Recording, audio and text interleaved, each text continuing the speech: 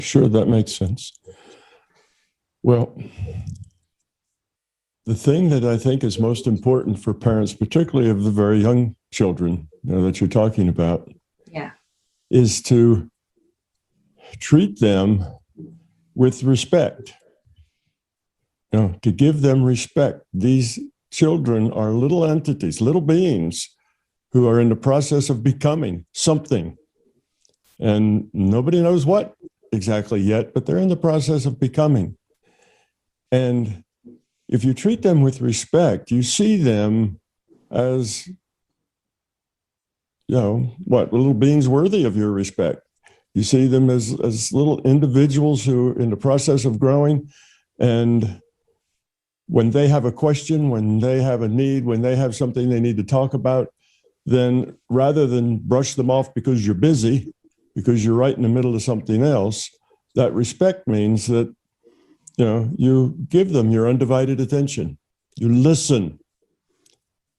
You don't judge, you listen. If they tell you something and you immediately, brush it off as nonsense or that doesn't make any sense, and then go back to what you're doing, that's not what I mean by respect, but really listening, trying to see things at their level and then communicate with them at their level. Because if it's important to them, then it's important. So, and I think the way we do that is to just not be so self-centered. Because when we're self-centered, then it's all about us. And then our children often just become a nuisance. And we don't really have a lot of respect for them because we're too self-centered.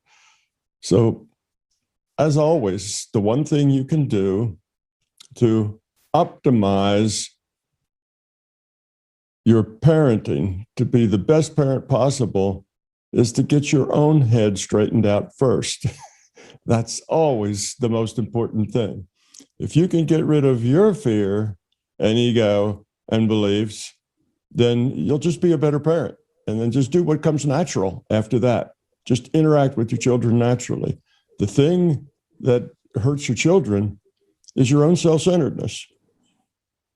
So little children get this sense of inadequacy because they're not really respected as little people, in their own space, in their own way, in their own reality. They're basically, nuisances that mom and dad have to put up with now and then. Oh. They kind of have that as I'm not saying that's all they get. They get a lot of love and a lot of affection and a lot of care and stuff too, but they also get that, leave me alone, not now, which is okay. Every once in a while, they do have to learn to respect others and to respect others' time and what others are doing. They can't just butt in and take over everything. So they have to learn that. But it's the attitude you have when you interact with them. It's not even so much even what you say as it is how you say it and what your feeling is like. So if you say, "Oh, not now, sweetheart, I'm really busy right now. I don't want to burn the broccoli. I have to pay attention, but I'll be right with you in just a minute." And then in a minute or two, do be with them. Don't forget about that. Don't let that be just you slough them off. But, if that's what you say, then do it. And that's okay. So it's not that your kids, you have to drop everything always, whenever your kids have a need. It's just that you have to not be self-centered. And the difference isn't even in the actions. It's in the attitude. It's in the feeling. It's in the stuff you communicate non-verbally and mind to mind that they pick up. Children are extremely intuitive. They know how you feel. They know what you're thinking. They know if you are stressed or distressed or whatever. They feel all that. They haven't yet become dominated by their intellect. They're still very intuitive. So they're aware of all those feelings. So the thing is, just be straightforward with them. Just be respectful of them and their viewpoint. which does mean sometimes you have to, you have to tell them that their behavior is not appropriate. But tell them why it's not appropriate in language they can understand. Yeah, the just that because I told you so is not really a good way to explain it to them. It's because other people are busy, or, sometimes you have to, let other people do what they need to do. It's not always just about you.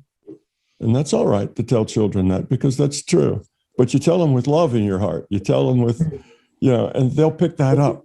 And that's what makes all the difference. So it's not really what you do, not even really what you say. It's just how you are. If you're a caring, loving person, then your children will feel comfortable with you.